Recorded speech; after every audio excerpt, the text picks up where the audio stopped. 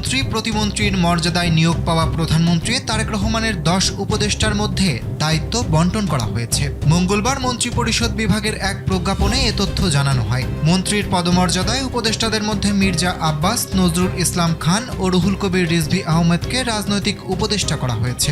এছাড়া মোহাম্মদ ইসমাইল জবিউল্লাহকে জনপ্রশাসন এবং রাশেদ আল মাহমুদ তিতুমিরকে অর্থ ও পরিকল্পনা মন্ত্রণালয়ের উপদেষ্টার দায়িত্ব দেওয়া হয়েছে।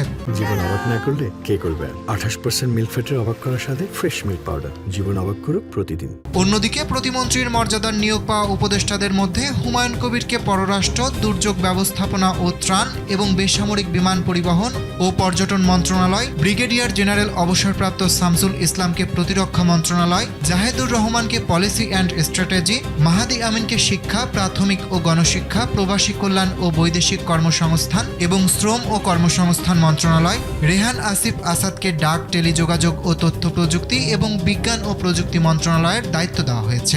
এর আগে 17 ফেব্রুয়ারি প্রধানমন্ত্রী তারেক রহমানের নেতৃত্বাধীন নতুন সরকারের মন্ত্রী প্রতিমন্ত্রীর পদমর্যাদায় এই 10 জনকে উপদেষ্টা পদে নিয়োগ দেওয়া হয়।